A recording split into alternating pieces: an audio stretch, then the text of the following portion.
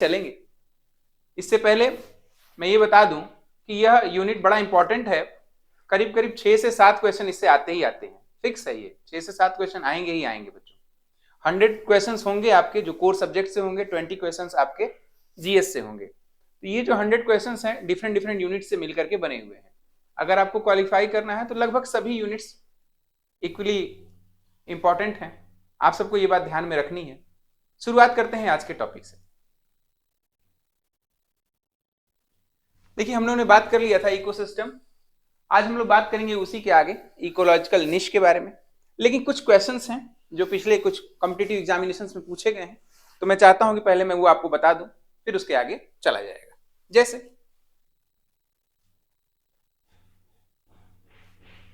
Students, the term ecology was coined by who give the term ecology? कोई बता सकता है आप में से? पिछली क्लास में बताया जा चुका है। और please try to make the class interacting ना। आप लोग जवाब नहीं देंगे तो फिर कैसे पता चलेगा? Haeckel sir. Yes yes yes, Haeckel, Ernest Haeckel, very good.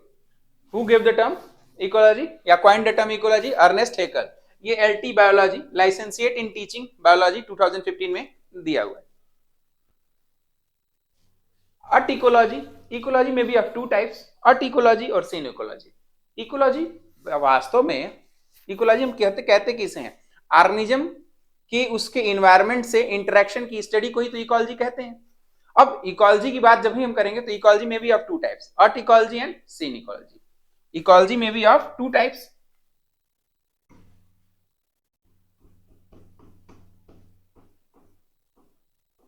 ठीक है, अट और syn. Aut ecology is the study of interaction of organisms with their environment. एक सिंगल ऑर्गेनिज्म है विद देयर एनवायरनमेंट, एक सिंगल ऑर्गेनिज्म और उसके environment के साथ की स्टडी को कहेंगे। सिन इकोलॉजी किसे कहेंगे? Syn ecology is the interaction between two or more, या तो ऑर्गेनिज्म हो जाए या उसकी कम्युनिटी हो जाए। ऑर्गेनिज्म हो जाए, two or more species or a population with their environment is called as sin ecology। अब एक चीज और, कैसे याद रखेंगे? जब आपके पास एग्जाम में जब आप जाएंगे आपके पास स्ट्रेस रहेगा तो आपको याद नहीं रहेगा। मैं आपको एक चीज बताता हूं कैसे याद रखते हैं। देखिए स्टूडेंट, जब भी आप एग्जाम में जाएगा, अट का मतलब होता है सिंगल इंडिविजुअल से मतलब रखेंगे।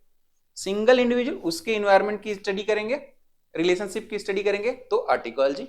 जब पूरा ग्रुप ऑफ इंडिविजुअल हो जाए या डिफरेंट पॉपुलेशन हो जाए, मैं बताऊंगा पॉपुलेशन किसे कहेंगे आगे, लेकिन जब डिफरेंट पॉपुलेशन हो जाए उसका अध्ययन करेंगे तब हम उसे कहेंगे सिन इकोलॉजी। होपफुली आपको ये बात समझ में आ गई होगी। ठीक, आगे बढ़ते हैं। इसको नोट करते रहें, आप साथ साथ नोट्स बनाते जा रहे हैं ना आप लोग?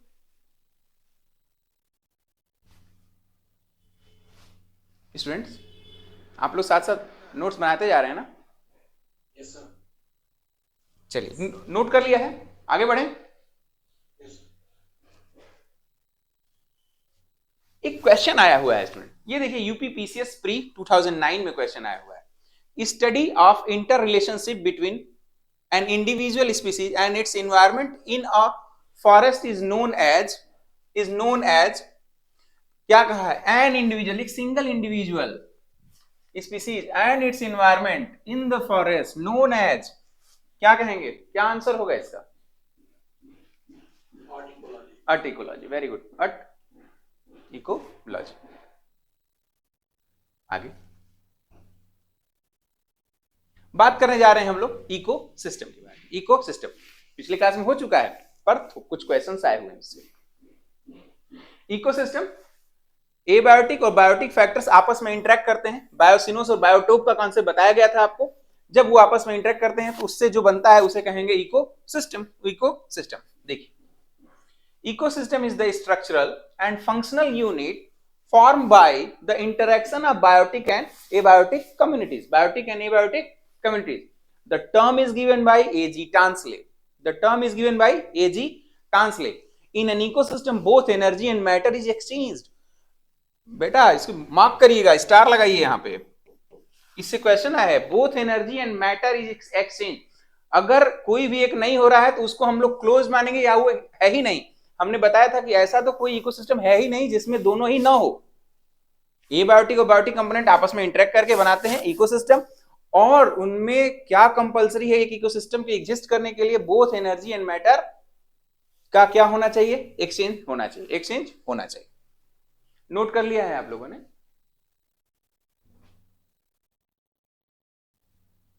चलिए अब इकोसिस्टम की ही बात करेंगे। Both biotic and abiotic component आपस में इंटरेक्ट करेंगे। बायोटिक एंड एबायोटिक कंपोनेंट आपस में क्या कर रहे हैं, इंटरेक्ट कर रहे हैं।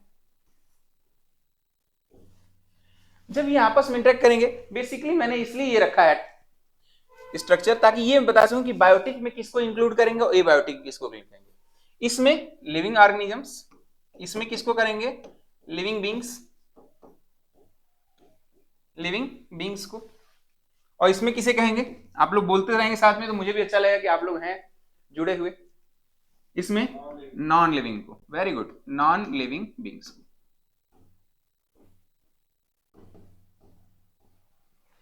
अच्छा, बींग्स कहें या फिर थिंग्स कह दें, नॉन लिविंग थिंग्स भी हो सकता है। आगे देखेंगे क्या क्या है। Abiotic components, it includes non-living components like light, temperature, soil, pH, gases, etc. और भी बहुत सारी चीजें हो सकती हैं। हाँ, बायोटिक कंपोनेंट में क्या क्या हो सकता है, it includes all living organisms, all living organism. एक बात और मैंने अलग से लिखा है, प्रोड्यूसर, कंज्यूमर और डिकम्पोज। यस बेटा, आपकी वॉइस में इको आ रहा है, क्लियर नहीं हो रही।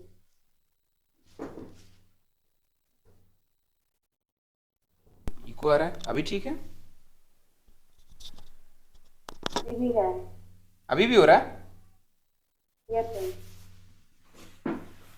बाकी को भी आ रहा है या मुझे ही आ रहा है? बताएंगे आप लोग बताइए सभी लोग, क्या सबको आ रहा है? ठीक है, हमारी तरफ तो ठीक है। आपकी तरफ ठीक है? ठीक आ रही।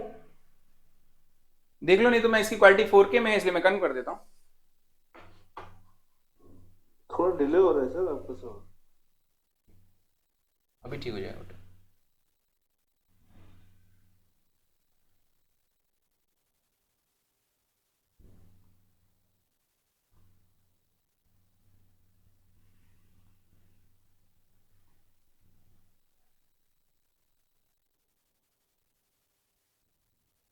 होपफुली अब नहीं होगा।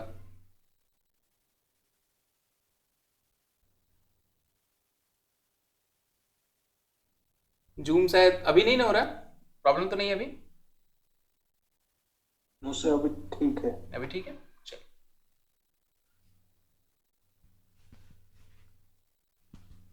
कैमरास तो ज़्यादा फास्ट हो गए हैं, नेटवर्क जो है वो और जूम एप्लीकेशन ये 4K को अभी उतना अच्छे तरह से सिंक्रोनाइज नहीं कर पा रहा है, इसलिए थोड़ी बहुत प्रॉब्लम आ जाती है। कभी दिक्कत होगी तो आप लोग मुझे बता दीजिए, ठीक है? अभी बोर्ड तो क्लियर दिख रहा है ना? Yes sir. आवाज भी क्लियर, आवाज भी क्लियर है, सबको सब ठीक? चलिए, तो बात करने जा रहे थे कि भाई abiotic component it includes non living components like light, temperature, soil and gases. Biotic component में क्या आएगा, ऑल लिविंग, बस सीधा सीधा आंख बंद करके एबायोटिक नॉन लिविंग और बायोटिक और लिविंग में आ जाएगा। लेकिन एक चीज ध्यान दीजिएगा, बायोटिक कंपोनेंट की जब भी चर्चा होगी, प्रोड्यूसर, कंज्यूमर और डिकम्पोजर, दीज थ्री आर, भाई कोई भी लिविंग बीइंग है, कोई भी लिविंग बीइंग है। हाँ बेटा, कोई कुछ कह रहा है? सीवी, do you want to say something? Yes, no sir, okay, everything is okay. तो प्रोड्यूसर भी लिविंग है, कंज्यूमर भी लिविंग है और डिकम्पोजर भी लिविंग है। ये सब तो लिविंग ही है ना, इसीलिए इसको ध्यान रखें, आप इसे नोट कर लीजिए ताकि बाद में जब हम प्रोड्यूसर, कंज्यूमर और डिकम्पोजर पढ़ाएंगे तब हम इसकी चर्चा करेंगे कि आखिर यहां क्यों रखा गया था। उसको नोट कर लिया है आप लोगों ने? Yes sir. चलिए, अब जरा क्वेश्चन देखिए, which of the following is true for an ecosystem? Both flow of energy and cycling of minerals, only flow of energy, only cycling of minerals and none of the above. ये GIC lecturer biology 2015 का question. Answer कौन देगा? हम 6 लोग जुड़े हुए हैं ना? हाँ हाँ हाँ, बोलो बोलो, कौन सा? Both energy and cycling of minerals, ठीक है। सभी लोग मान रहे हैं ना इस बात को, किसी को कोई डाउट तो नहीं है? No sir. चलो अब जरा देखो, अब मान लो कि दो इकोसिस्टम है, ये कह रहा है क्वेश्चन कि the area where two ecosystem overlap each other. एक इकोसिस्टम 1 है, ये इकोसिस्टम 2 है। अब ऐसा एरिया जहां पे दोनों इकोसिस्टम ओवरलैप करें उसे क्या कहेंगे? तो ये वाला एरिया क्या कहा जाएगा, ये पूछा है। Sir ecotone. Ecotone, very good. क्या कहा जाएगा? Ecotone, ecotone. आप लोग इसको नोट भी कर लीजिएगा, इस क्वेश्चन को नोट भी कर लीजिएगा प्लीज। द एरिया विच दो इकोसिस्टम आपस में ओवरलैप कर रहे हैं, तो जो ये ओवरलैपिंग वाला एरिया रहेगा उसे क्या कहेंगे? Ecotone, ecotone. निश क्या है? Niche is an area where an organism play its functional role. Ecotype क्या है? जेनेटिकली फिक्स लोकल पॉपुलेशन है। एज लाइन, एज लाइन क्या चीज है ये बताने जा रहा हूं। अब देखो बेटा, ये जो ब्लैक वाली लाइन है एज, दोनों के किनारों पे यहां से यहां, ये इसी को तो एज लाइन बोलेंगे, ये दोनों का ईज माना जाएगा। बेटा इसी ईज में जो कैरेक्टर्स होंगे कुछ 1 के मिलेंगे, कुछ 2 के। ऑर्गेनिजम्स के अंदर कुछ 1 के कैरेक्टर मिलेंगे, कुछ 2 के कैरेक्टर मिलेंगे। तो इस इफेक्ट को कहते हैं एज इफेक्ट। इसी इफेक्ट को यहां पे जो इकोटोन के अंदर जो इफेक्ट पाया जाता है, effect found here, found in the organisms, in the organisms are called as effect, as effect, as effect, as effect। जो इकोटोन यानी वो एरिया जहां पे दोनों सिस्टम ओवरलैप करें, तो ओवरलैपिंग या ट्रांजिशन जोन वाले एरिया में जो इंपैक्ट, जो प्रभाव देखने को मिलेगा जीवों में, ऑर्गेनिजम्स के अंदर, उसे कहेंगे एज इफेक्ट, उसे कहेंगे एज इफेक्ट। एक क्वेश्चन ये भी पूछा है, अब किस एग्जाम में पूछा है ये अभी वर्तमान में याद नहीं आ रहा है, बता दूंगा, ठीक है। एज इफेक्ट नोट कर लिया है। नेक्स्ट चलें, चलो भाई अगला question. In an article an eco, oh very good, nice question. In an article on ecosystem the following subtitles were used, which one of them do you think is incorrect? बताइए।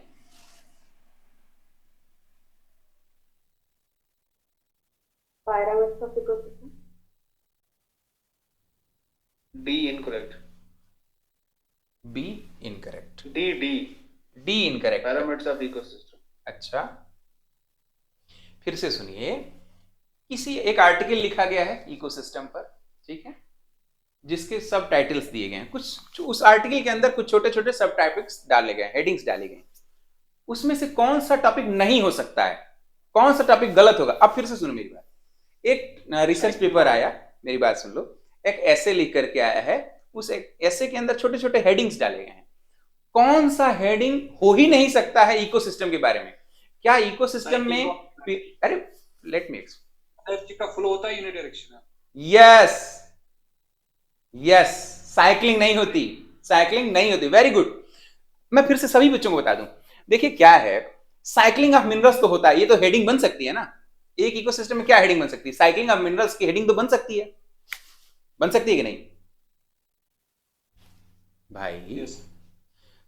और क्या components of ecosystem पे heading बन सकती है? बिल्कुल बन सकती है। बायोटिक कंपोनेंट, एबायोटिक हेडिंग तो बन ही सकती है, सब टाइटल तो बन ही सकता है। चलो पिरामिड भी बन सकता है, बिल्कुल, चाहे वो number of pyramid of number हो, पिरामिड ऑफ बायोमास हो, पिरामिड ऑफ एनर्जी हो, बन सकता है। लेकिन क्या साइक्लिंग होती है? नहीं। 1 ट्रॉपिक लेवल से सेकंड ट्रॉपिक लेवल, सेकंड से थर्ड ट्रॉपिक लेवल पे यूनिडायरेक्शनल फ्लो ऑफ एनर्जी होता है, यूनिडायरेक्शनल, या ये कहें कि ट्रांसफर ऑफ एनर्जी होता है, न कि साइक्लिंग ऑफ एनर्जी। क्या सही होता अगर यहां लिखा रहता transfer of energy? Transfer of energy अगर लिखा होता तो यह सही होता, और जी होता तो सही होता, बाकी ये वाला गलत है, ये वाला गलत है। अभी आप लोगों को क्लियर हुआ? क्यों, मजा आ रहा है पढ़ने में? Yes sir. Yes sir. Yes sir. All student, सभी लोगों को मजा आ रहा है पढ़ने में? देखो क्या है, इकोलॉजी है बड़ा आसान, लेकिन हंसते हंसते क्वेश्चन कैसे गलत हो जाते हैं ना, उफ, भोग देगा छूरा। कैसे? कितना मजेदार क्वेश्चन था, गलत हुआ ना? छोटा सा गौर करने की बात थी, घुमाया है यहाँ पे। सब टाइटल का मतलब इस छोटी छोटी हेडिंग्स अंदर, उसके अंदर हेडिंग डाली गई है। अभी क्लियर है सबको? नेक्स्ट, हैबिटाट किसे कहेंगे? Habitat is a place where more likeliness of an organism to occur. लिखते जाइए साथ में हमारे। क्यों मैं नोट्स लिखवाऊं ना कि केवल ऐसे बोल के छोड़ दूं? लिखाओ सर। ठीक है, चलो। जी sir. Habitat is a place where more likeliness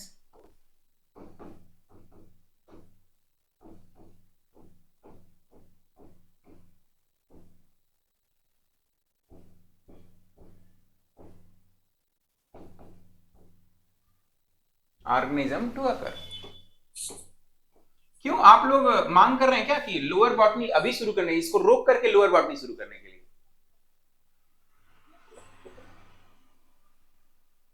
क्यों स्टूडेंट्स, आप लोग कह रहे हैं क्या कि मतलब रोक दिया जाए, इसको रोक करके लोअर बॉटनी शुरू किया जाए? 5 क्लास लगेगी, 2-2 घंटे की, 5 महीने की, 10 घंटे में ये पूरा पूरा हो जाना है। ठीक है, तो क्या इसको बीच में रोक करके नया शुरू करूं या फिर इसको खत्म करके फिर अगला शुरू करूं? एक एक करके। डियर स्टूडेंट्स, एक साथ सबकी आवाज आ गई तो ले नहीं पाया मैं। Sir let's continue this first. Okay, again कोई और कह रहा था दूसरा? किसी कोई अलग सोच रहा हो तो बताओ। देखो ना ये कमांड कैसे ले रहा है। चलो भाई वापस ले लो। हाँ अब बोलो, क्या कह रहे थे आप लोग? सर कंटिन्यू कीजिए। इसी को कंटिन्यू करें ना, जैसे ये क्योंकि बीच बीच में कूद कूद के करना मुझे थोड़ा सा सही लग नहीं रहा था। एक एक करके कर लेते हैं, एक एक करके तो किया जा सकता है। वेट करो जरा सा सेट कर दें।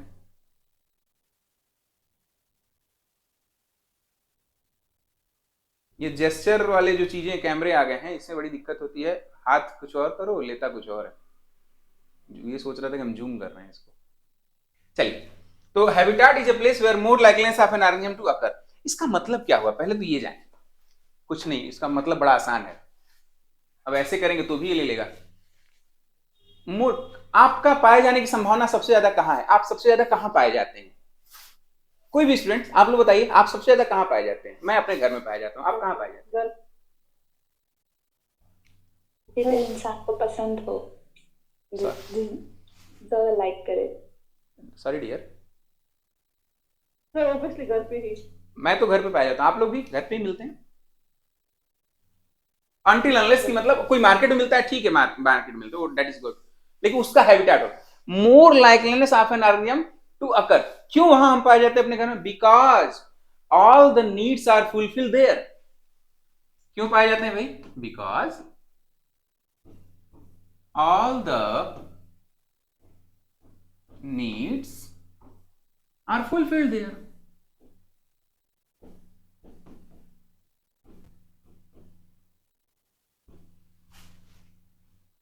All the needs are fulfilled there, वहां पे हमारी आवश्यकताएं पूरी होती हैं। ऐसा थोड़ी कोई ये कह रहा है कि नहीं मैं अपने मेरे मम्मी पापा से मेरे बहुत अथाह प्रेम है इसलिए मैं रह रहा हूं। बिल्कुल झूठ है। कैसे? इकोलॉजी ये नहीं मानती। हो सके ऐसा होता हो, पर ये झूठ है। मम्मी पापा या पेरेंट्स पैसा देना बंद कर दें तो बाकी लोग क्या करेंगे? छोड़ करके नमस्ते अपना अपना देखेंगे लोग। समझ पा रहे हैं आप हमारी बात? इट मीन्स अगर हम घर में रह रहे हैं तो वहां पर हमारी बेसिक रिक्वायरमेंट्स पूरी हो रही हैं, उसी को हम लोग हैबिटाट कहते हैं, उसी को हम लोग हैबिटाट कहते हैं। अगला पॉइंट, होम रेंज किसे कहेंगे? होम रेंज किसे कहेंगे? Area under the reach of the organism. हमारा होम रेंज क्या है? मेरा यहां से मेरी यूनिवर्सिटी तक, ठीक है, मैं वहां जाता हूं, वहां चला आता हूं, ये मेरी होम रेंज, मेरी होम रेंज है। आपकी होम रेंज हो सके आपकी लाइब्रेरी, आपकी यूनिवर्सिटी, अगर कुछ काम करते हो तो आपका ऑफिस होता होगा, ठीक। होम रेंज क्या कहेंगे? Area under the reach of the organism, area under the reach of the organism.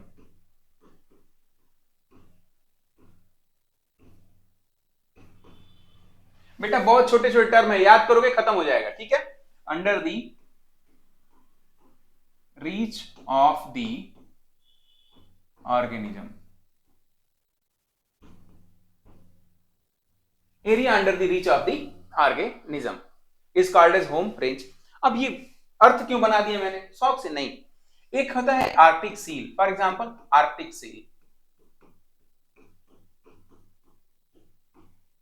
Arctic seal बच्चे देने के लिए नॉर्दर्न हेमिस्फीयर से पूरा ट्रेवल करके साउदर्न हेमिस्फीयर में आ जाती है। ट्रेवल कहां से, travel from northern to southern hemisphere for breeding.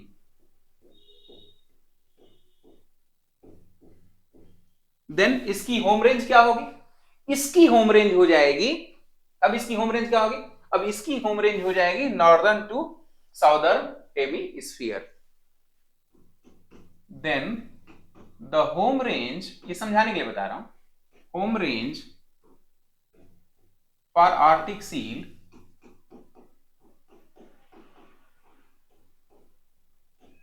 is northern to southern hemisphere। हाँ बेटा, कोई कुछ कह रहा था? Nothing, sir. Northern to southern hemisphere, ठीक है, नोट कर लीजिए। चलें आगे, मैं चेंज तो कर ले रहा हूं, लेकिन इनकेस अगर आप लिख रहे हो तो आप मुझे बता दीजिएगा, मैं रुक जाऊंगा। ठीक, नोट कर लिया है ना? 1 minute, sir. 1 minute. हाँ ठीक है, आराम से कर लो। हाँ एक काम करिएगा, जैसे मैंने आज पढ़ाया, अब कल मेरी फिर से क्लास है, तो कल आप फिर से दोहराएंगे। आज का इसे सुबह दोहरा लीजिएगा, कल फिर हम पूछेंगे भी, ठीक है? कोई दिक्कत तो नहीं किसी को पूछने से, ऐसा तो नहीं कि यार सर क्यों पूछ रहे हैं? No, sir. Please be student. अगर विद्यार्थी बनेंगे तो सब हो जाएगा, आसान है। 100 ही क्वेश्चन है, रगड़ देंगे हम। हो गया? हमारा अप्रोच रहेगा क्वेश्चन सॉल्विंग अप्रोच रहेगा, ठीक है? थियरी छोटे छोटे टॉपिक बता देंगे, हाँ क्वेश्चन सारे सॉल्व करा देंगे, ठीक है? क्वेश्चन सॉल्विंग अप्रोच से आपका काम हो जाएगा। किसी कोई दिक्कत? चलें आगे। Yes, sir. चलो, टेरिटरी क्या है? Territory is the area under the defence. Area under the defence कैसे? कभी गाड़ी चलाया है आप लोगों ने? गाड़ी चलाते हैं सभी लोग? तो चलाना ही चाहिए अगर आप लेक्चरर बनने जा रहे हैं तो। क्या सभी लोग ड्राइव करते हैं? बाइक, कार, व्हाटएवर, ठीक है? देखते हैं कभी कभी अगर आप लॉन्ग दूरी को जाएं तो देखेंगे कि कभी कभी कुत्ते पीछे पड़ जाते हैं। याद है, पीछे कुत्ते दौड़ा लेते हैं। ऐसा हुआ है किसी के साथ? Yes, sir. Most of हुआ क्या, हुआ होता क्या है वास्तव में? क्या कुत्ते आपको काटना चाहते हैं? एक्चुअली कुत्ते जगह जगह पे यूरिनेट करके फेरोमोन सेक्रेट कर देते हैं।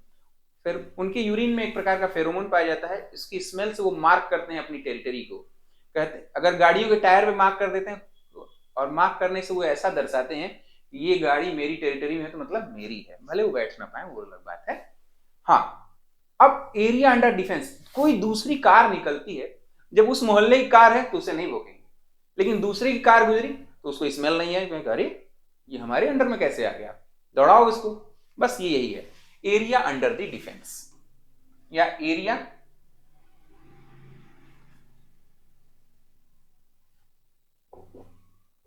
Area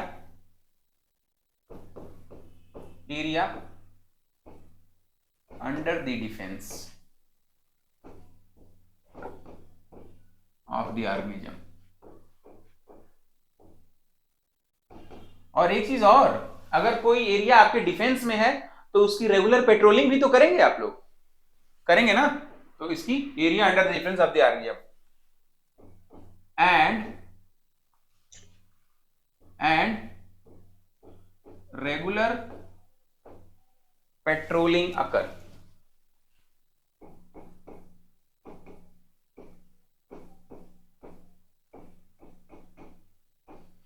and regular patrolling occur, आपकी डिफेंस में है, आप उसकी जो सुरक्षा कर रहे हैं, तो वहां पे आप रेगुलर पेट्रोलिंग भी करेंगे, रेगुलर पेट्रोलिंग भी करेंगे, ठीक है?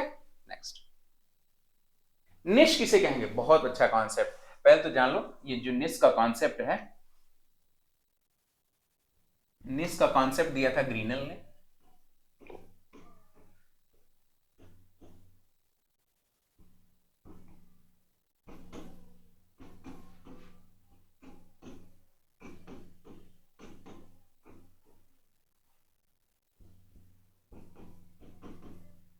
ठीक है, निश एक साइंटिस्ट थे, निश नहीं, ग्रीनेल एक साइंटिस्ट थे, उन्होंने निश नामक कॉन्सेप्ट दिया। क्या है निश?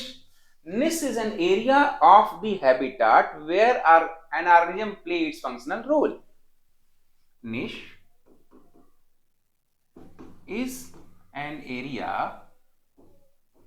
of the habitat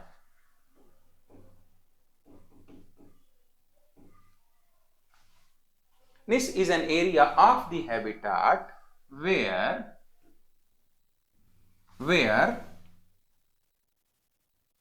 an organism play its functional role. Play its functional role.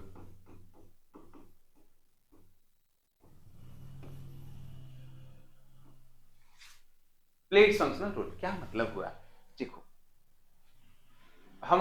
हमारा हैबिटेट क्या है? हमारा घर है, लेकिन क्या घर में भी हम लोग कहाँ एक्चुअल में रहते कहाँ पे हैं?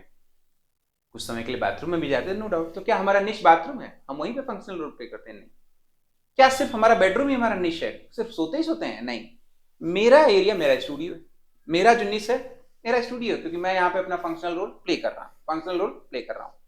आप लोग विद्यार्थी हैं, तो आपका निश होगा आपका स्टडी रूम। मेरी बात समझ में आ रही है आपको? Niche is an area of the habitat where an organism play its functional role.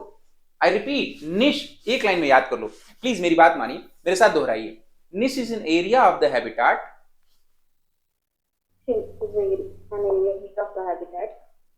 where an organism plays its functional role. Functional role, ठीक है। देखिए, आई रिपीट कि बहुत आप लोग स्टूडेंट बन जाइए, मुझे नहीं पता कि आप लोगों की एज क्या होगी या आप लोग क्या, मेरे लिए आप लोग विद्यार्थी हैं और भी स्टूडेंट, ठीक है। जैसा कहें आप वैसा कर लीजिए, आपको याद हो जाएगी चीजें। यहाँ से जाने के बाद सिर्फ और सिर्फ एक बार रिवाइज करिए, दैट इज एनफ। सीधे क्वेश्चन पे आइए, ठीक है। तो niche is an area of the habitat where an organism plays functional role. अच्छा, डॉक्टर का सपोज पूरा फिजिशियन है, तो उसका निश क्या होगा? पहले तो उसका हैबिटेट क्या होगा? Suppose for example habitat hospital, doctors habitat कौन बताएगा? डॉक्टर का हैबिटेट क्या होगा? हॉस्पिटल। Very good. निश होगा क्लिनिक, और निश क्या हो सकता है? ऑपरेशन थिएटर हो सकता है। निश मैं अब ये कह सकते हैं, डॉक्टर को स्पेसिफाई करना पड़ेगा। फिजिशियन है मान लो, क्लिनिक होगा। ओपीडी कहते हैं, ओपीडी करना चाह रही हैं आप? ओपीडी, यस, आप ओपीडी करना चाह रहे हैं। बहिरंग विभाग, ओपीडी, ओपन पेशेंट क्या है? आउट पेशेंट डिपार्टमेंट, वो बहिरंग विभाग, ठीक है, फिजिशियन। अच्छा, अगर मान ली सर्जन है, हाँ, ओटी हो जाएगा। वेरी गुड, ओटी हो जाएगा। क्या हो जाएगा? ओटी। क्लियर हुआ? हैबिटेट तो भाई प्लेस है जहां पे हम रहते ही रहते हैं, पाए जाने की संभावना हमारी ज्यादा है। Place where an more likeness of organism occur because all the needs are fulfilled there, ठीक। निश क्या है? Niche is an area of the habitat है, हैबिटेट का भी एक एरिया है जहां पर organism play its functional role होता है। नेक्स्ट, अब निश के बारे में चर्चा होगी, लेकिन निश में कुछ और चीजें भी ऐड करनी है हमें। जैसे निश तो हमने पढ़ा, निश का कॉन्सेप्ट दिया किसने था? ग्रीनल। वेरी गुड, ग्रीनल दिया था। एक है गॉस एक्सक्लूजन प्रिंसिपल, है निश से ही संबंधित है गॉस एक्सक्लूजन प्रिंसिपल। हेडिंग डालिए, निश वाले में ही अंदर सब टॉपिक है, ये लिख लिया आप लोगों ने। अब निश में ये लिखिए Gause exclusion principle, Gause exclusion principle, Gause exclusion principle.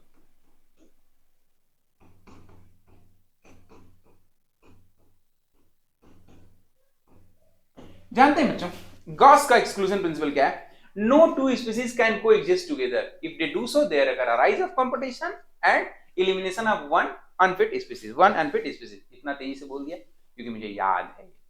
क्या है ये? याद, ठीक है, ये मुझे याद है। अब फिर से मैं आपको बताता हूं, कभी आपके और आपके भाई या बच्चों को देखा, आपने बच्चों को आपस में लड़ते हुए देखा है कभी? एक छोटी एक चीज के लिए, मोबाइल के लिए लड़ते देखा है कभी छोटे बच्चों को? देखो क्या हुआ, मोबाइल क्या हुई? मोबाइल एक हो गई। मोबाइल जब क्या होती है? एक है। एक होगी तो लड़ाई हो रही है, कॉमन हो गया ना, कॉमन हो जाता है तो लड़ाई शुरू हो जाती है। अब लड़ाई में भी अगर हम एक ही चीज चाहिए, आपको एक ही जगह पे रहेंगे, एक ही चीज चाहिए, एक ही समय पे चाहिए, तो there occur arise of competition. और वो समाप्त कैसे होगा कंपटीशन? जो पावरफुल होगा, आप बड़ी दीदी हैं तो छीन लेंगी उनसे, बड़ी दीदी हैं तो आप छीन लेंगी, नहीं मेरे पास रहेगा।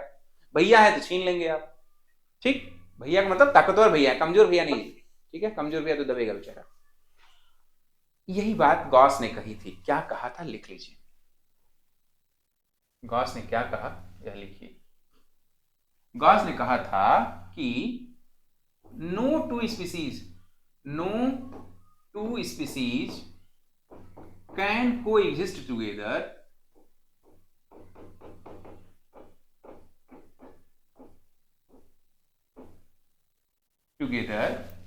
इन द सेमनेस, मतलब एक ही जगह पे रहना है, एक ही चीज चाहिए भाई, एक ही चीज चाहिए, एक ही जगह पे रहना है, तो नो टू स्पीसीज कैन को exist together in the sameness,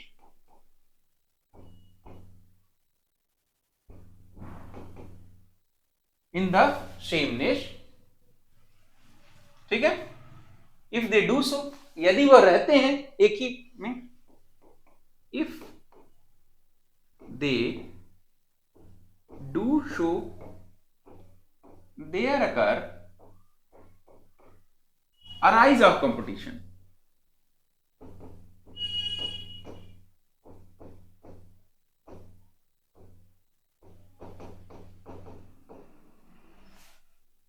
no two species can coexist together in the sameness if they do so there occur a rise of competition। अब जब कंपटीशन होगा तो क्या होगा, which leads Elimination of very good, which lead to the elimination of one species which is unfit या lesser fitted species, which leads to the elimination of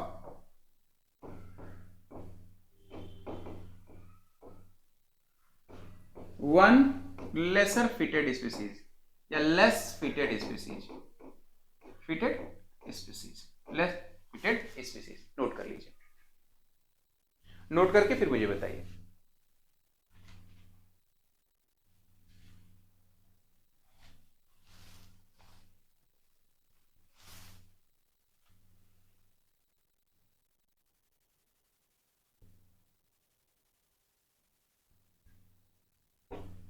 हो गया?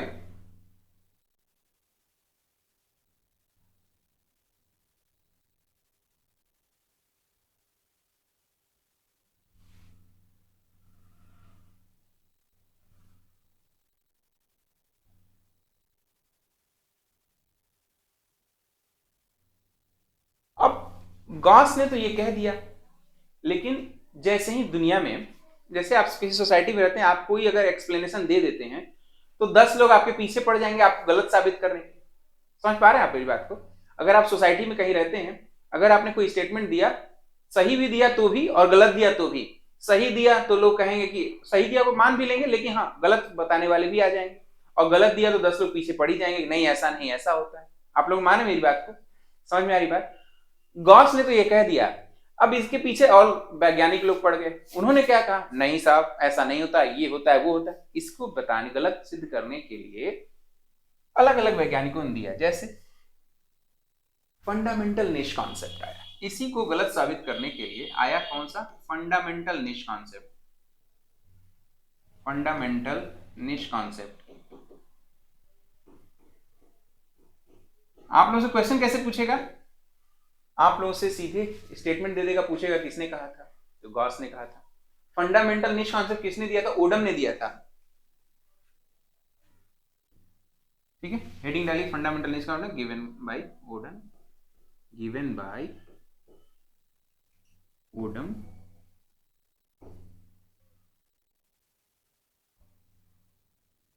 Given by Odum,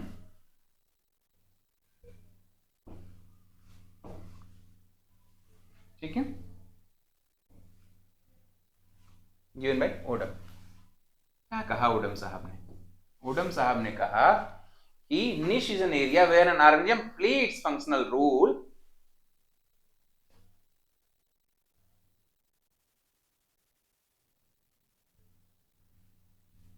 यहां तक नोट कर लिया था ऊपर वाला, आगे चलें, Yes, sir. बात कर रहे हैं।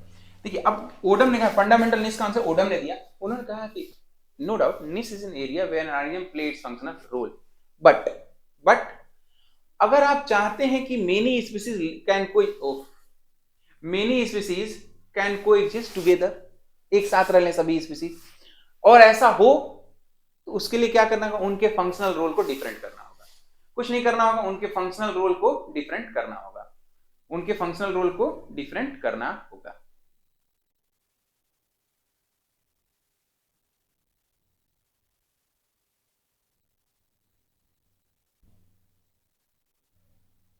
उनके फंक्शनल रोल को डिफरेंट करना होगा। आइए देखते हैं।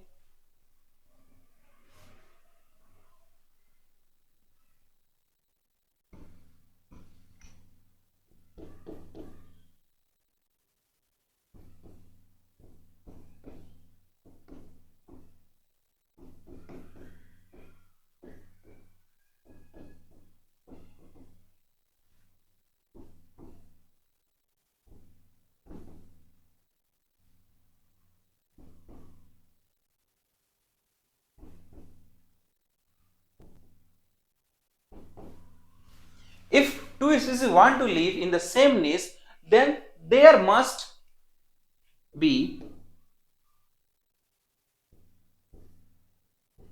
some different functional role, some different functional role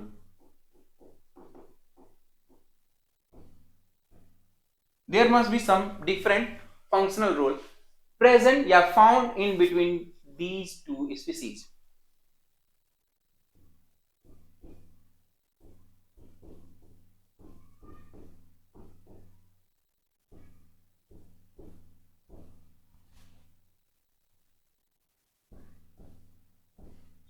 अब आपको कैसे समझाएं, देखो एक ग्लास वाटर का एक ग्लास मिल्क ले लीजिए, मिल्क में क्या होगा, फैट होगा, मिल्क में क्या होगा, केसिन प्रोटीन होगा, वाटर होगा, और भी चीजें होंगी। उनको खाने के लिए तो अलग अलग बैक्टीरिया रह सकते हैं, लेकिन उनका फंक्शनल रोल अलग हो गया। पेज चेंज कर दें, समझ गए आप लोग? चलो यहां समझा दे रहे हैं। स्टूडेंट मान लीजिए ये ग्लास ऑफ मिल्क है, ये क्या है, मिल्क की ग्लास है, मिल्क है। अब मिल्क में क्या क्या चीजें हो सकती हैं, मिल्क में बताइए, केसिन प्रोटीन,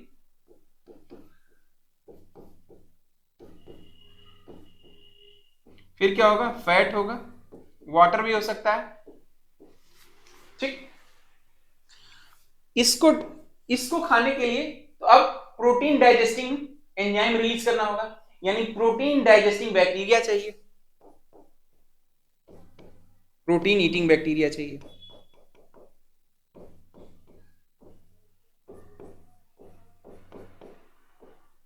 देख रहे हैं, इसके लिए फैट ईटिंग बैक्टीरिया चाहिए,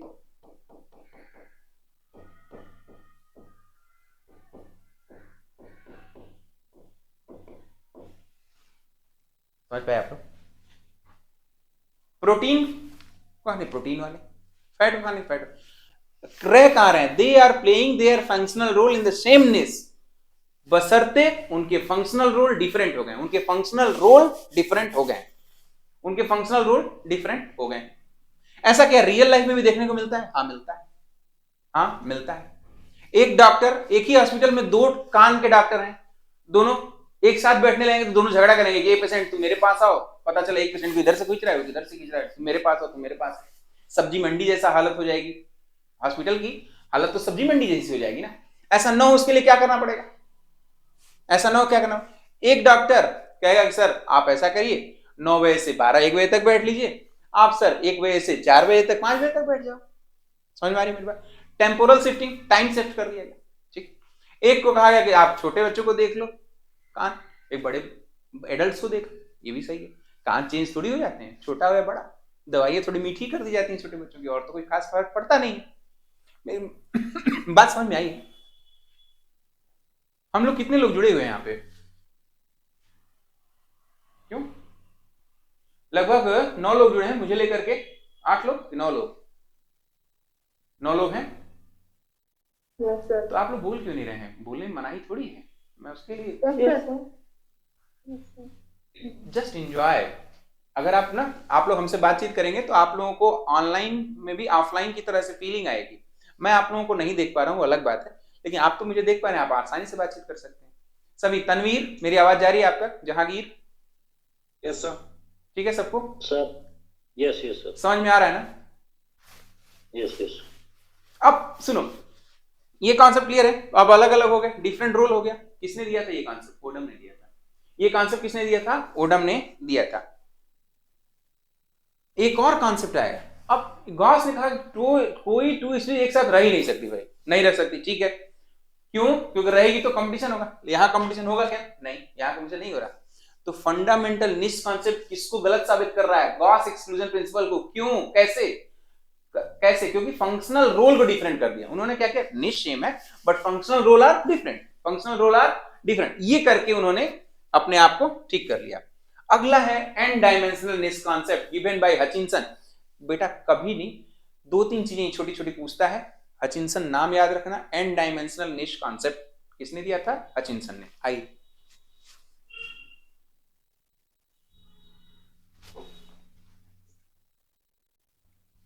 एन डायमेंशनल निश concept.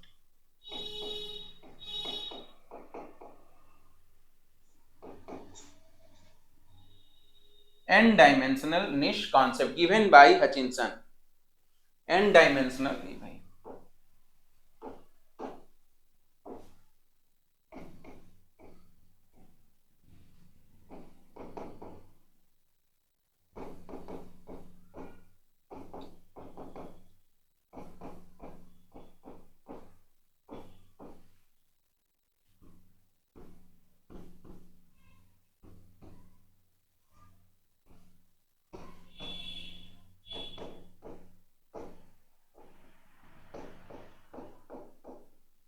given by Hutchinson, given by Hutchinson। अब क्या कहता है एन डायमेंशनल निश कॉन्सेप्ट? क्या कहता है कि निश इज एन एरिया, निश is an area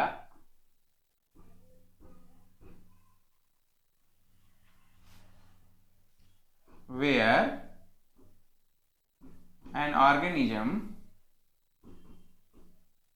play its functional role। यहां तक तो सबको याद भी हो गया होगा, लेकिन यहां पे एक चेंज है, बस यहां से ही चेंज हुआ है। क्या? Under certain sets of environmental gradient, under certain sets of environmental gradient,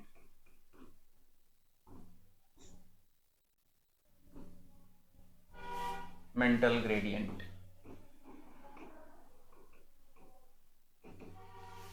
under certain sets of environmental gradient, ये कॉन्सेप्ट दिया था एन डायमेंशनल के में दिया था हचिंसन।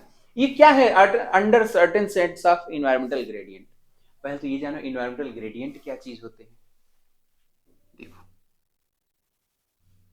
स्टूडेंट्स, मान लो इन्वायरमेंटल ग्रेडियंट की बात करें, हम लोग इन्वायरमेंटल ग्रेडियंट की बात करें तो कोई भी फैक्टर्स जो इन्वायरमेंटल फैक्टर्स हैं जो इन्फ्लुएंस करते हैं ऑर्गेनिज्म को, उसी को तो इन्वायरमेंटल ग्रेडियंट कहेंगे। इन्वायरमेंटल ग्रेडियंट कहेंगे। जैसे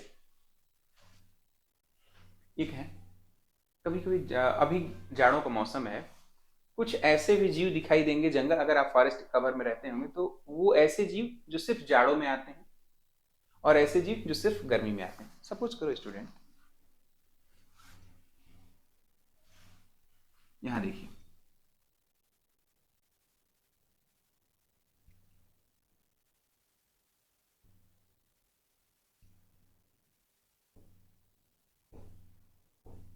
प्लांट एक ही है, प्लांट एक है। मान लीजिए इस तरह की एक लीफ है, यहां से सनलाइट इस पे पड़ रही है, यहां से इस पे सनलाइट पड़ रही है,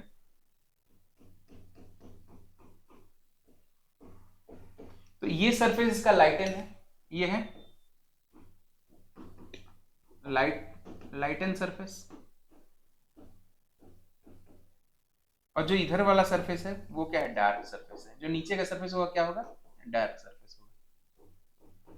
फिर से सुनिए, मान लीजिए मेरा हाथ जो है एक लीफ है, यहाँ सूरज की रोशनी पड़ रही है, तो ये क्या हो गया, लाइट एंड सरफेस। तो नीचे का लेकिन देखिए डार्क है ना, ये क्या है, डार्क है, तो ये डार्क सरफेस। अब ऐसा कोई फंगस, बैक्टीरिया, फंगस मान लेते हैं, जो लाइट एंड सरफेस को खाता हो, जो लाइट एंड सरफेस को खाने वाले, इसको खाने के लिए फंगस लव्स लाइट, इस पे ग्रो करेगा, लव्स लाइट, तो इस पे ग्रो करेगा, इस सरफेस पे ग्रो करेगा। लेकिन जो फंगस डार्क में रहना पसंद करेगा वो कहां ग्रो करेगा, लोअर सरफेस पे।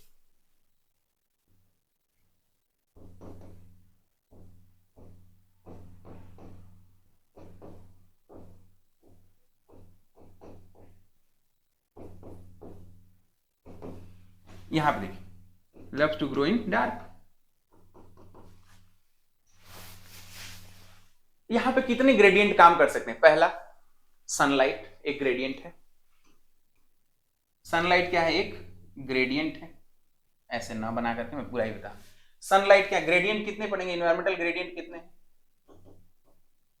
बताइएगा जरा आप लोग। सनलाइट को एक ग्रेडियंट माना जाएगा ना, इन्वायरमेंटल ग्रेडियंट माना जाएगा कि नहीं माना जाएगा, यस सर। सनलाइट। और क्या हो सकता है, जब सनलाइट तेज पड़ रही तो टेम्परेचर बढ़ जाएगा, टेम्परेचर एक ग्रेडियंट है, टेम्परेचर एक ग्रेडियंट है। और क्या हो सकता है, टेम्परेचर ग्रेडियंट, जिस सॉइल पे गिरा उसकी एसिडिटी क्या है, ये भी तो एक ग्रेडियंट हो सकता है, ये भी तो एक ग्रेडियंट हो सकता है। भाई सॉइल, ये मिट्टी कहां गिरी, या वो पौधा कैसी मिट्टी में उगा हुआ है, उसके अंदर का पीएच क्या है, ये भी तो डिपेंड करेगा। तो पीएच भी तो करेगा डिपेंड, पीएच। ऐसे बहुत सारे कारण हो सकते हैं ना। उस दौरान उस लीफ की ह्यूमिडिटी क्या है, वहां का एनवायरनमेंट की क्या ह्यूमिडिटी है, उस दौरान ह्यूमिडिटी क्या है, ह्यूमिडिटी क्या है, ये है। तो ये n नंबर ऑफ हो सकते हैं कि नहीं, ये n नंबर ऑफ हो सकते हैं, n number of gradients, gradient possible है।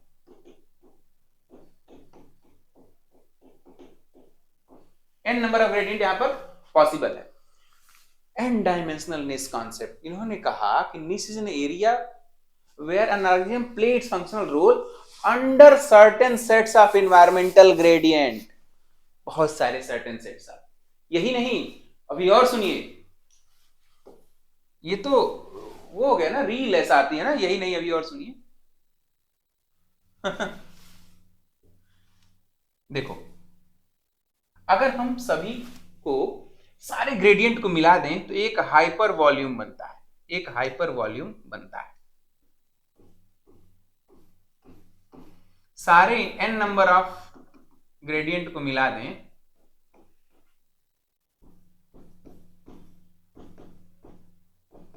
तो हाइपर वॉल्यूम फॉर्म होगा, हाइपर वॉल्यूम फॉर्म होगा, हाइपर वॉल्यूम फॉर्म होगा। कैसे, यहां सनलाइट लिख लो, टेम्परेचर लिख लो, ज्यादा या कम होता रहेगा, फिर पीएच लिख लो, फिर सॉइल लिख लो, फिर लाइट लिख लो, और भी बहुत सारे n नंबर। जब सारे को कंक्लूड किएंगे, all gradients combined and form hyper volume, combine and form hyper volume. Note कर लीजिए, कैसे नोट करेंगे, ये तो भर गया, कैसे नोट करेंगे, पहले किसने दिया ये लिख लीजिए, फिर इन्वायरमेंटल ग्रेडियंट डेफिनेशन लिखिए, फिर ये लीफ का स्ट्रक्चर बनाइएगा, जो बनाया ये बना दीजिएगा, फिर इसमें ये फिगर बनाने के बाद लिखिएगा all gradients combined and form hyper volume. इससे आपका नोट्स प्रॉपर बन जाएगा। आगे चलें या आप लोग लिख रहे हैं, लिख चुके, लिख रहे हैं। तनवीर लिख लीजिए फिर बताइए, सभी लोग बच्चे लिख लीजिए फिर बताइए। और क्लास का समय खत्म हो जाएगा तो भी बता दीजिएगा, क्योंकि मैं घड़ी देख नहीं रहा हूं।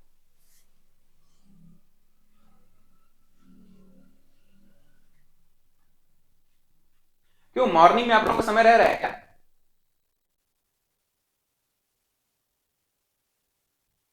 स्टूडेंट्स, मॉर्निंग टाइम में रह रहा है? इवनिंग ठीक है सर, इवनिंग दिन में बिजी रहते हैं। अरे अर्ली इन द मॉर्निंग, थोड़ा कोर्स ज्यादा फास्ट होगा, इवनिंग में भी पढ़ाएंगे, मॉर्निंग में भी पढ़ा देंगे। सर कितने बजे? सॉरी, कितने बजे सर? 9 बजे से पहले अगर कभी रखा जाए तो सही रहेगा। नो सर, इवनिंग से ठीक है। सो के उठते हो क्या? सर कितने बजे? 9 से पहले, 9 बजे से पहले। No sir, no sir, no sir. थोड़ा कुर्बान कर दो नींद को। नहीं सर, नींद की बात नहीं है। हाँ, I'm a mother of 2 kids, so it's not possible. I am also mother of 1 kid. Okay okay, हो गया। लेकिन संडे को तो मैं कुर्बानी ले सकता हूं आप लोगों की, मतलब नींद की। सॉरी, क्यों भाई? तनवीर, जहांगीर, बाकी जो yes yes yes sir. Sunday एक दिन तो कुर्बानी दे सकते हैं आप। हो सकता है सर। क्यों? बाकी डियर स्टूडेंट्स, एक दिन तो कुर्बानी मिल सकती है। संडे दिन में करा सकते हैं। हाँ जी, हाँ जी, सर दिन में करा हाँ, सकते दिन में हैं, करा early in the morning problem हो जाएगी। थोड़ा लंबा कीजिए। ये सो जैसे वर्किंग डेज भी रहते हैं तो 10-11 बजे तक आप करा सकते हैं क्लास। 10 बजे ठीक है। अच्छा, 10 से 10:30। 10 10 से 10:30 को कोई कॉम्पिटिटिव एग्जाम की क्लास नहीं होनी चाहिए। सर हम ओके नहीं है ना, हम फैमिली है। नहीं, कोई दिक्कत नहीं। हम कोशिश करेंगे कि जब भी करेंगे तो आफ्टरनून में किया करेंगे, ठीक है? अगर करे तो afternoon is okay but morning is not okay. Afternoon की बताया मैंने कि आफ्टरनून में ट्राई करेंगे कि आफ्टरनून में कर। कोर्स बहुत लेंदी, देख नहीं रहे हो कितना सिलेबस है अपना, एक यूनिट में ही भरा पड़ा है। तो अच्छा गौर करिए कि टीचर चाहता है पढ़ाने को, बट स्टूडेंट्स कह रहे हैं कि सर ये वो। प्लीज क्वालिफाई करो भाई, हमारी भी तो नाक है, आप लोगों के साथ जुड़े हुए हैं। तो चलिए आगे बात करेंगे पॉपुलर। एक मिनट। एन डायमेंशनल कॉन्सेप्ट किसने दिया था? हचिंसन ने। एन डायमेंशनल किसने दिया था? हचिंसन ने। तो अब 3 चीजें, कोई 2 लोग एक साथ रह रहे हैं तो कोई 3 चीजों में से एक चीज डिफरेंट होनी चाहिए। यह जीवन में भी, अपनी लाइफ में भी हम लोग को जानना है। अगर 2 लोग साथ में रह रहे हैं, हस्बैंड वाइफ साथ में रह रहे हैं, तो कोई 3 में से कोई एक चीज जरूर डिफरेंट होगी, तभी वो आसानी से साथ में रह रहे हैं बिना लड़े। कैसे? क्या वो 3 चीजें होंगी? If any two species surviving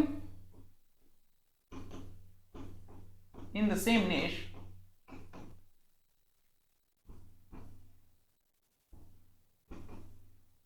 if any two species surviving in the same niche, there must be one thing is different. One thing is different out of 3.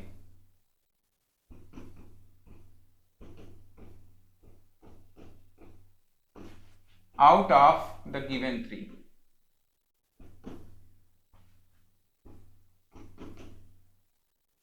Given 3 points. जैसे पहला है एरिया,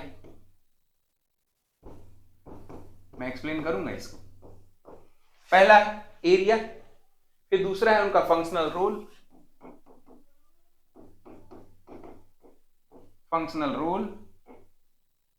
और तीसरा है एरिया हो गया, functional role हो गया, और तीसरा है सेट्स ऑफ एनवायरमेंटल ग्रेडियंट।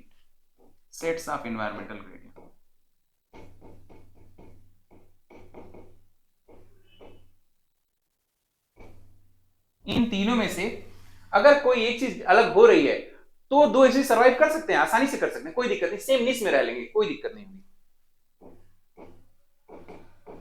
अब मैंने कह दिया हस्बैंड वाइफ, तो फिर मुझे प्रूव भी करना पड़ेगा। कैसे? जो लोग मैरिड हैं, मुझे नहीं पता कि आप में से कितने लोग मैरिड हैं, 2 के अलावा, तो नहीं 3 ना, मैं खुद भी, बाकी का नहीं पता। तो I am also sir. तो 4 लोग आप लोग एज्यूम कर सकते हो, अगर हस्बैंड वाइफ में लड़ाई नहीं हो रही है, इट मीन फिर से ले लिया इसमें, इसका जेस्चर बंद करना पड़ेगा। अगर हम पति पत्नी साथ रह रहे हैं, इट मीन्स कि कोई 3 चीजों में से एक चीज डिफरेंट है, या तो एरिया डिफरेंट है, या हमारा फंक्शनल रोल डिफरेंट है। मैं काम कर लेता हूं, पत्नी घर देख लेती है, पत्नी काम कर लेती हैं, मैं घर देख लेता हूँ, झाड़ू पोछा बर्तन कपड़ा मैं देख लेता हूँ, आसान, ठीक है, बड़ी सी टीवी में एंजॉय करूंगा।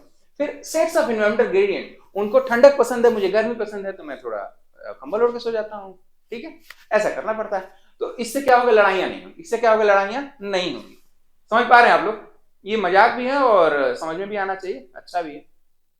क्यों बच्चों, समझ में आ रहा है आप लोगों को? Yes sir. चलिए, यस सर। तो अब ये बताएंगे कि भाई कोई तीन में से एक चीज तो डिफरेंट होना ही हो चाहिए, एक चीज तो डिफरेंट होना ही चाहिए। नोट कर लिया। अब इस हिसाब से निश भी दो प्रकार के हो गए। निश में भी ऑफ टू टाइप्स, एक होगा फंडामेंटल निश और एक होगा रियलाइज निश। निश में भी ऑफ टू टाइप्स, निश में भी ऑफ टू टाइप्स। क्वेश्चन आया है इससे, निश कितने टाइप के होंगे? तो निश में भी ऑफ टू टाइप्स, निश NICHE निश में भी ऑफ टू टाइप्स, में भी ऑफ टू टाइप्स, ठीक है। वन फंडामेंटल निश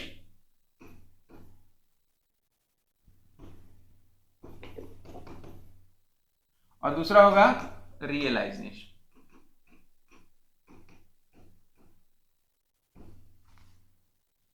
क्या होगा फंडामेंटल? देखो, niche is an area where an आर्डियम प्ले इट्स फंक्शनल रोल, दोनों में ही। निश की तो परिभाषा में play its functional role under certain sets of environmental gradient, ये फंडामेंटल। जब कोई कंपटीशन ना हो, जब कोई कंपटीशन ना हो, वाइफ मायके गई हैं तो एसी बंद करके भी सो सकते हो, एसी चला के सो सकते हो, टॉवल बेड पे रख दो, हु केयर्स, ठीक है। आप लोग क्या कर रहे हो? फंडामेंटल निश में, ठीक है। राजा हो आप, मतलब मैं या आप सभी जिनके साथ ऐसा होता होगा, ठीक। लेकिन वाइफ आ गई, कंपटीशनर आ गया, फिर क्या करना पड़ेगा जरा सोचो। ये है वाइफ मायके गई हुई है तो पूरा का पूरा बेडरूम हमारा ही है। यहां से क्या ऐसे भी तो करेंगे ना सब, ठीक है, पूरा का पूरा है हमारा, ठीक। अच्छा, कंपटीशनर वापस आएगा, आ गया, कंपटीशनर वापस आ गया, अब क्या होगा?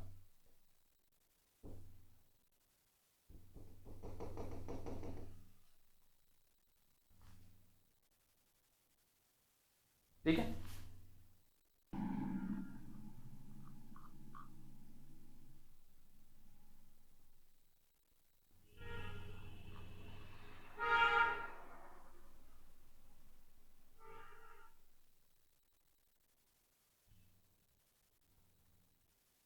देखिए कुछ नहीं, हम कब फंडामेंटल निश में रहेंगे? Niche is an area where an आर्डियम प्ले इट्स फंक्शनल रोल। अब बेडरूम पूरा हमारा था, बेडरूम पूरा हमारा है कब? और कब? जब हमारी वाइफ नहीं है, जब हमारी वाइफ या हमारा कोई कंपटीशन नहीं है। फंडामेंटल नोट, फंडामेंटल निश किसे कहेंगे? Niche is an area where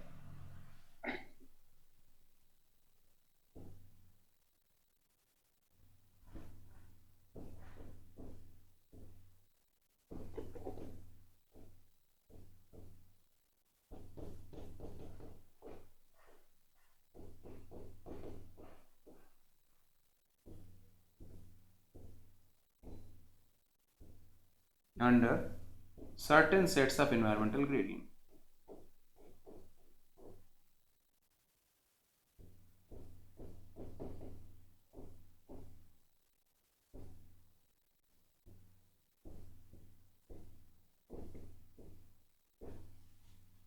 And in the absence of competitioner species या in the absence of other species, जब अदर स्पीसीज नहीं है, जब अदर स्पीसीज नहीं है तो हमारा फंडामेंटल, जहां हम काम कर रहे हैं वो हमारा फंडामेंटल है, हम ही हम हैं तो फंडामेंटल। अच्छा, तो फिर रियलाइज क्या होगी? तो फिर रियलाइज क्या होगी?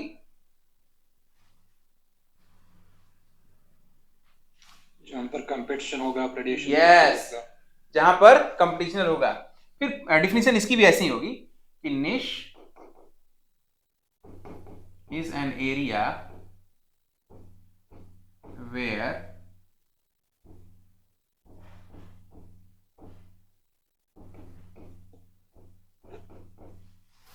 exactly play its functional role,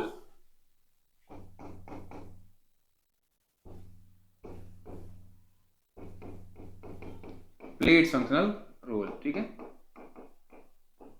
मतलब देखिए ओटी में भी मान लीजिए सपोज कि एक डॉक्टर था, सर्जन था, सॉरी, ओटी है, इस ओटी में वो अकेले था, तो क्या वो कूद कूद के तो ऑपरेशन करेगा नहीं, एक बार में एक ही जगह पे तो रहेगा, एक बार में जहां पे वो काम कर रहा था, तो ये उसका फंक्शनल रोल था। सामान्य अवस्था में जो नॉर्मली है, जब कोई कंपटीशनर है ही नहीं, तब जहां फंक्शनल रोल प्ले कर रहे हैं वो हमारा फंडामेंटल निश है, लेकिन सपोज करिए दो डॉक्टर एक साथ एक ही ओटी में ऑपरेशन कर रहे हैं, तो झगड़ा तो कर नहीं सकते, क्या करेंगे, आप यहां कर लो और मैं यहां कर लूंगा, आप यहां कर लो और मैं यहां कर लूंगा ऑपरेशन। क्या हो गया, इसका निश का बंटवारा हो गया ना, निश का बंटवारा तो हो गया। तो अब इस डॉक्टर 1 का जो रियलाइज निश है वो आधा ही है, डॉक्टर 2 का रियलाइज निश आधा इधर है, आधा इधर है। Niche is an area where an organism actually plays functional role. Actually plays functional role. ठीक है, exactly या actually plays functional role. Actually plays functional role. आप लोग मेरी बात को समझ पा रहे हैं, आप लोग मैं क्या कहना चाह रहा हूं? Yes. Actually plays functional. यहां देखिए, actually plays functional role. Niche is an area where an organism actually plays functional role. जब कब under the presence of the competitioner species.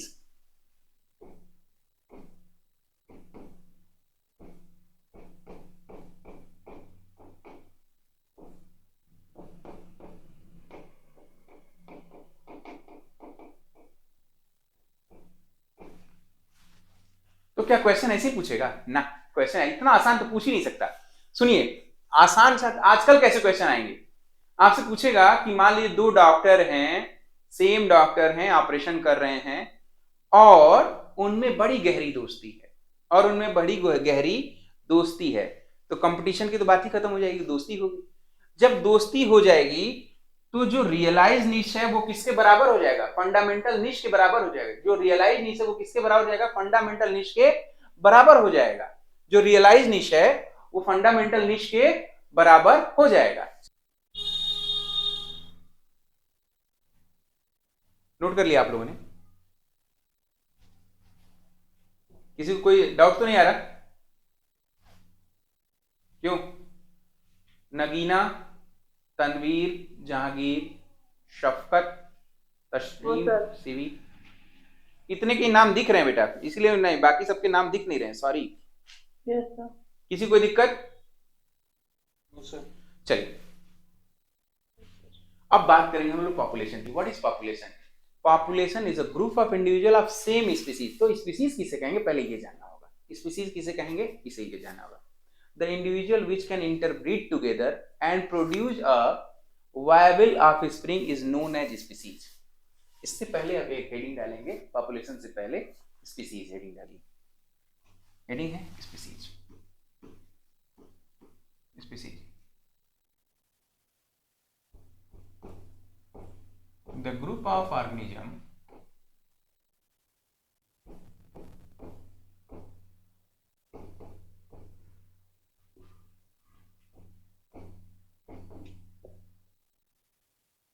which can interbreed together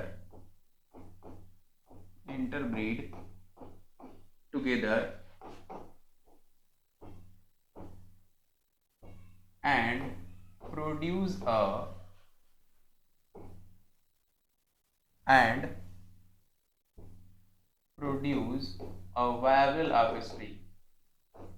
viable offspring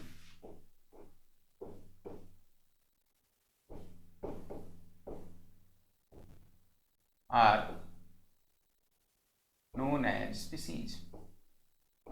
KYA का मतलब known as same species, are known as same species। ठीक है, same हो, जिसमें interbreeding possible होगी और उनसे अगर वायबल ऑफस्प्रिंग निकल रहा है तो उसे हम सेम स्पीसीज कहेंगे। जैसे ह्यूमन अगर आपस में सेक्सुअल इंटरकोर्स करते हैं तो उनसे जो बच्चा पैदा होता है वो भी वायबल ऑफस्प्रिंग है और आगे चल के वो भी अपनी स्प्रिंग पैदा कर सकता है, तो उससे क्या कहेंगे, हम सेम स्पीसीज कहेंगे।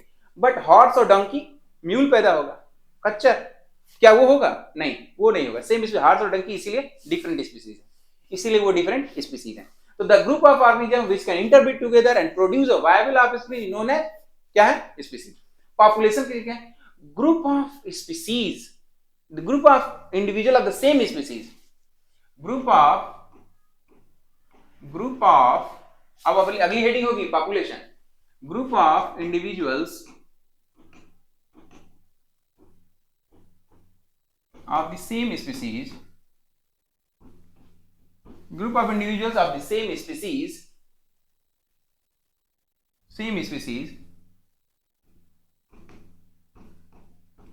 living in a particular area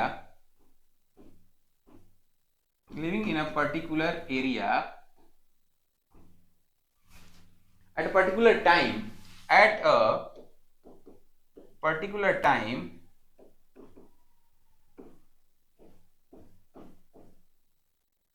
group of individuals of the same species living in a particular area at a particular time is called as population। तो क्वेश्चन आया है कि पॉपुलेशन क्या इंडिकेट करता है? Population indicates the individual of the same species. क्या indicate करेगा population? Population क्या इंडिकेट करेगा? Individuals of same species. Individual of the same species, yes, individual of the same species को इंडिकेट करता है। अगला नोट कर लिया था आप लोगों ने? Yes sir. चलो कम्युनिटी कैसे कहेंगे? अब देखिए कम्युनिटी ग्रुप ऑफ पॉपुलेशंस, ध्यान देना, ग्रुप ऑफ पॉपुलेशंस लिव, जैसे अगर मान लो एक एरिया है, इसमें केवल ह्यूमन है, तो उसे कहेंगे ह्यूमन पॉपुलेशन। इसे कहेंगे क्या? Human population. ठीक। अब यहां देखिए एक एरिया है, कुछ ह्यूमन भी हैं,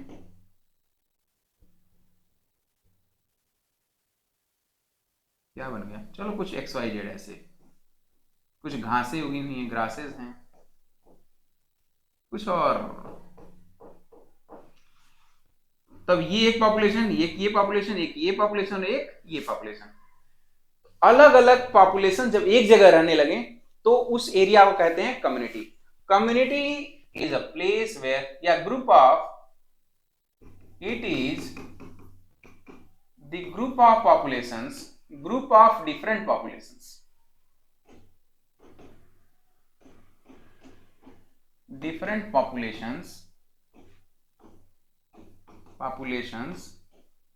living together in a particular area,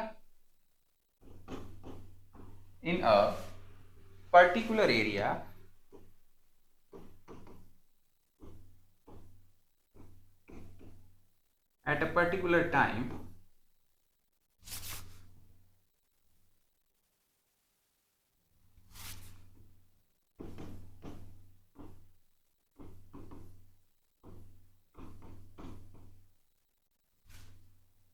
is called as community।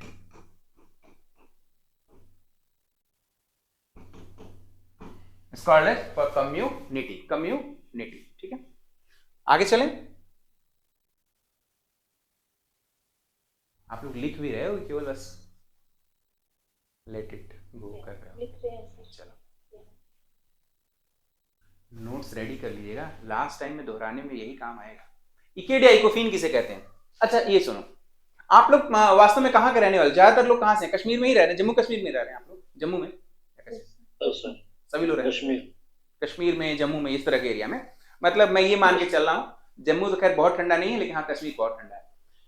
Suppose करो मैं यहाँ पे हूँ, मैं अगर आपके यहाँ चला जाऊँ कश्मीर में, तो मैं थोड़ा फेयर हो जाऊंगा। ठीक है, थोड़ा फेयर हो जाऊंगा। ठीक, 1 महीना रहूंगा, बिल्कुल आप लोग से वो खाऊंगा और आपके वेदर में रहूंगा, तो थोड़ा पिगमेंटेशन मेरा लो हो जाएगा, मैं फेयर हो जाऊंगा। वहां से यहाँ आऊंगा तो 2-4 दिन तो बहुत अच्छा दिखने वाला हूँ, नो डाउट, लेकिन उसके बाद फिर लौट के बुद्धू घर को आए।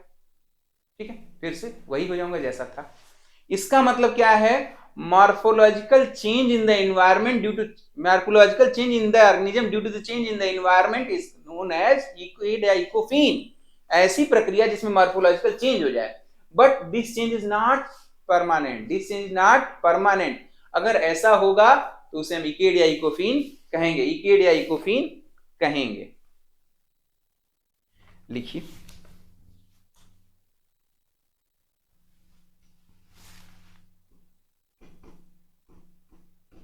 मॉर्फोलॉजिकल चेंज, मॉर्फोलॉजिकल, या ये कहिए कि temporary morphological change, morphological change in the organism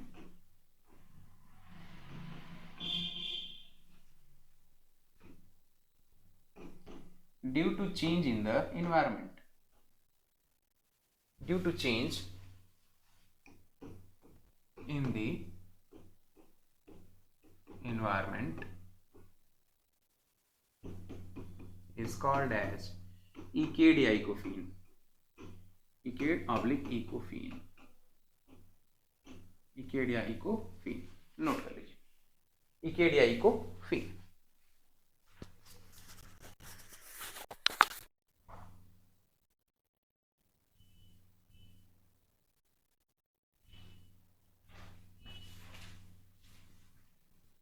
Echadia ecophen।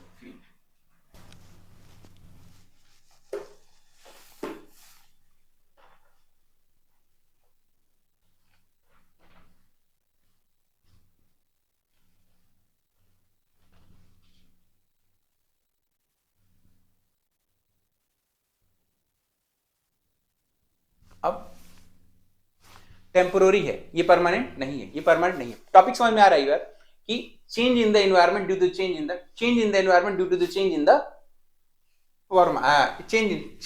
Change in the organism due to change in the environment is called ecad ecophene, ecad ecophene. ठीक है, हो गया।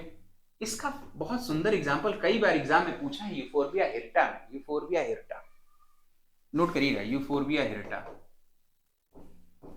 देखा है आप लोगों ने euphorbia हिर्टा?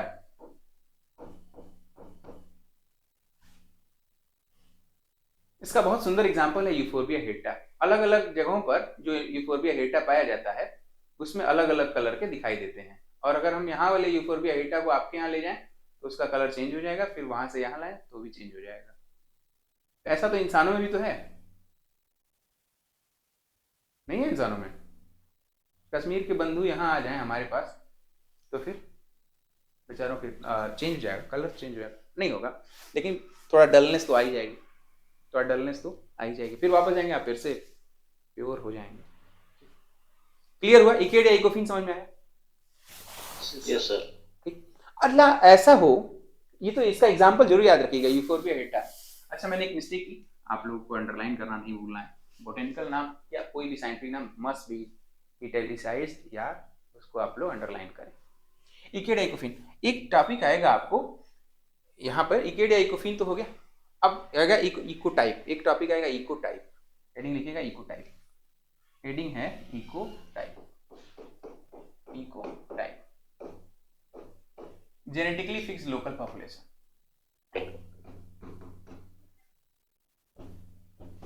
Genetically fixed local populations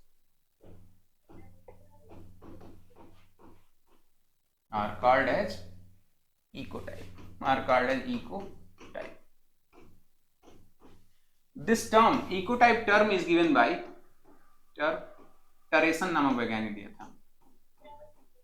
इकोटर्म term जो दिया था वो टरेसन ने दिया था, एग्जाम पूछा हुआ है, क्वेश्चन पूछा हुआ है, इसलिए नोट कर लीजिए, स्टार भी लगा लीजिए, ये स्टार लगा लीजिएगा।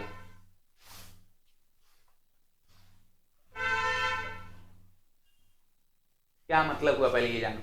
इको टाइप किसे कहेंगे? Genetically fix local population. कुछ नहीं, मैं कश्मीर चला गया, ठीक है, तो मुझ में तो थोड़े दिन के लिए चेंज आए, लेकिन जो मेरे बच्चे पैदा होंगे तो वो यहाँ के जैसे होंगे, कश्मीर के जैसे नहीं होंगे।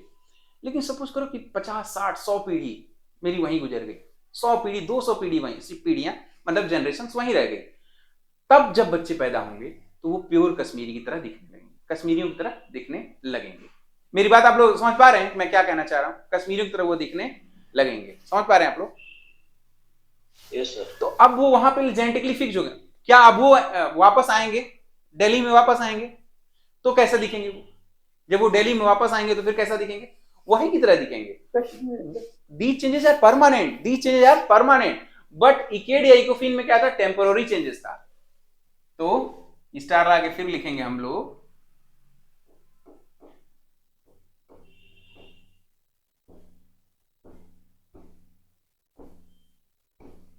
Permanent type. पूछा हुआ है क्वेश्चन कि इकेड और इको टाइप में क्या फर्क है? इकेड में टेम्पोररी चेंजेस होते हैं, जबकि इको टाइप में क्या होते हैं? Permanent changes. Permanent, these changes are permanent, these changes are permanent, this term is given by iteration। ये भी एग्जाम में पूछा है, ये भी, दोनों में स्टार लगा लीजिएगा, दोनों में स्टार लगा लीजिएगा। इसका एग्जांपल प्रोसोफिस सिनेरेरिया में देखने को मिलता है। अरे प्रोसोफिस देखा है आप लोगों ने? खेजड़ी देखा है आप लोगों ने? बबूल जैसा होता है खेजड़ी, राजस्थान का राजकीय वृक्ष है, ठीक है, खेजड़ी, प्रोसोफिस सिनेरेरिया।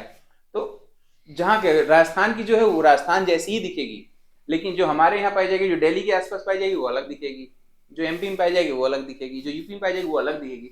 इसका एग्जांपल है प्रोसोफिस। प्रोसोफिस, ठीक है, प्रोसोफिस स्पीसीज करिएगा, प्रोसोफिस स्पीसीज, ठीक है। आगे चलें, नोट हो गया? Yes sir. Biogeochemical cycles, heading लिखिएगा बायोजियोकेमिकल साइकिल। देखिए स्टूडेंट्स, हम लोगों ने क्या क्या करना था,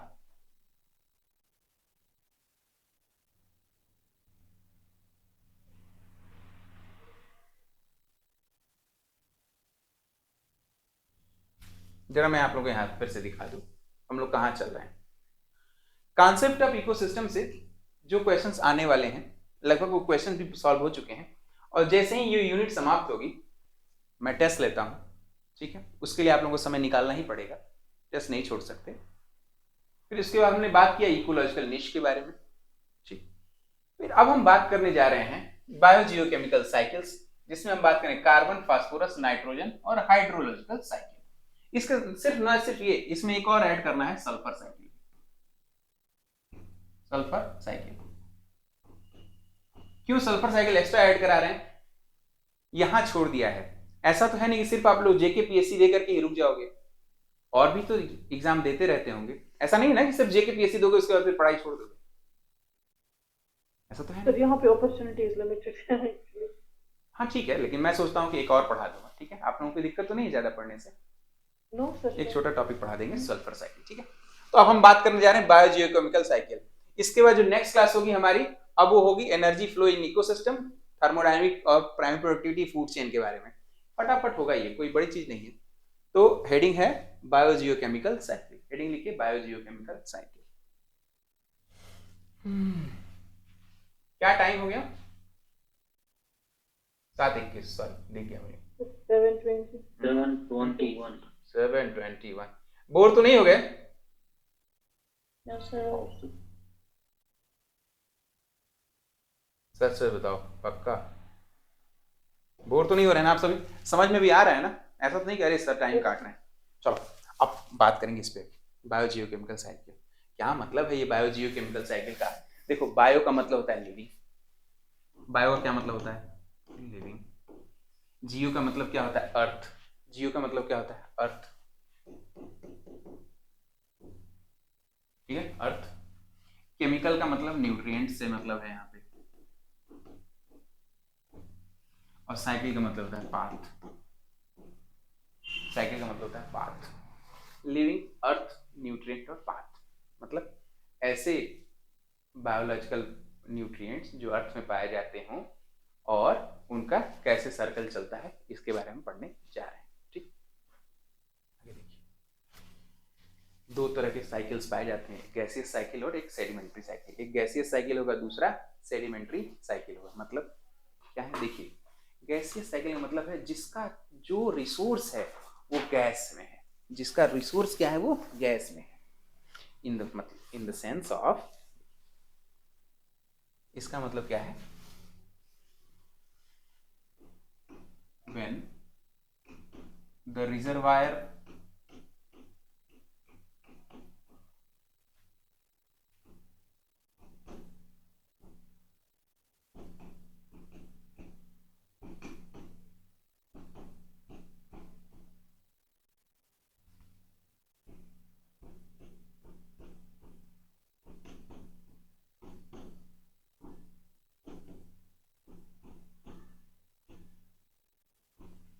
when the reservoir of the nutrient are mineral present in the atmosphere, अगर उसका रिजर्वायर वहां है मौजूद तो उसे कहेंगे गैसियस साइकिल शो करेगा। ऐसे कौन कौन से मिनरल्स हैं? फॉर एग्जांपल कार्बन, ठीक है, फिर ऑक्सीजन, फिर नाइट्रोजन। क्या है ये? इसके जो रिजर्वायर है वो कहां पे है? एनवायरमेंट में। इसके रिजर्वायर कहां पे है? एनवायरमेंट में।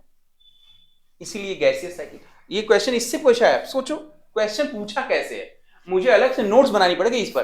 क्यों? क्योंकि पहले तो सब फटाफट बता देते लोग कि हाँ ऐसे ऐसे होता है, ये केमिकल है, वो केमिकल, ये न्यूट्रिएंट, वो न्यूट्रिएंट, ऐसा है वैसा। क्या क्वेश्चन इस बार ऐसा पूछा है, राजस्थान पीएससी में क्वेश्चन पूछा कि बायोजीव निम्न में से विच of the following nutrient so gaseous cycle. वाह, और कॉम्बिनेशन दिया हुआ था। तो गैसियस साइकिल कौन शो करेगा? जिसका जो रिजर्वायर है, जो ज्यादा मात्रा में पाया जाएगा, वो कहां पाया जाएगा? गैसियस फॉर्म में, एनवायरमेंट में पाया जाएगा। अच्छा, सेडिमेंट्री में वो कौन होगा? जो सेडिमेंट के रूप में पाया जाए, जो सेडिमेंट के रूप में नीचे जमीन के अंदर बैठ जाए, रॉक्स में बैठ जाए, समुद्र के अंदर बैठ जाए, सेडिमेंटेशन हो जिसमें, उसे कहेंगे सेडिमेंट्री साइकिल। Sedimentary cycle. तो एक कदम आगे चलेंगे। When the reservoir of the nutrient, a mineral present in the atmosphere, it is called as gaseous cycle. Gaseous cycle. Here exchange of element occur between atmosphere and living organism. ये भी लिखना जरूरी है बेटा, स्टार ला के लिख लेना। Here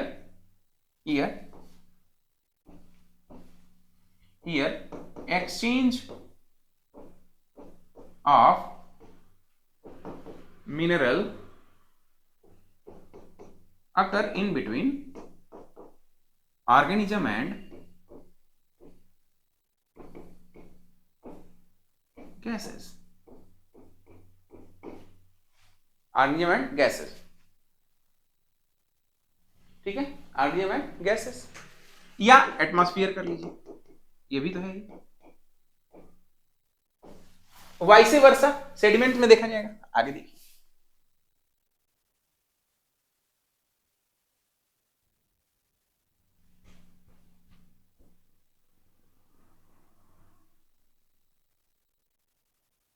sedimentary में देखिए, सेडिमेंट्री में क्या होगा स्टूडेंट्स?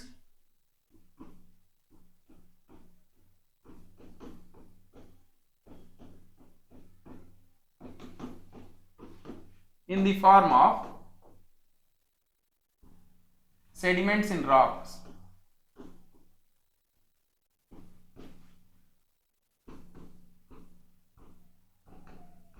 ऑब्लिक ओशियंस भी, ओशियन डीप सरफेस।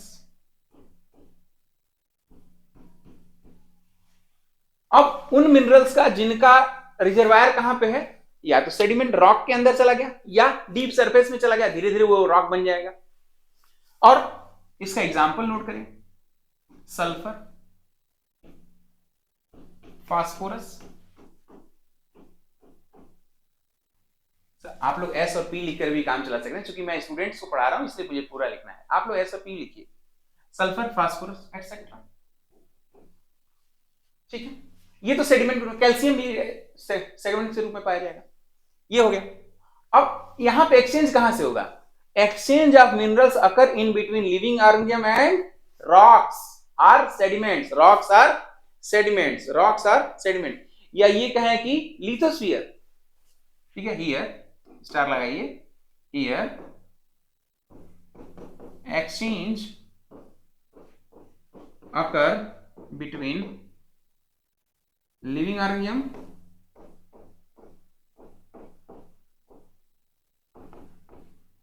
एक्सचेंज, क्या? Exchange of minerals occur between living organisms and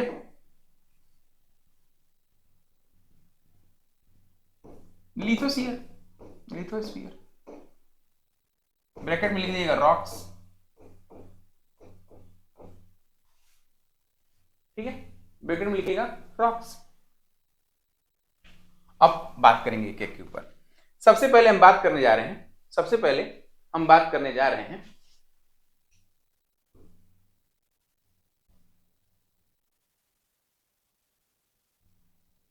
इधर चलो।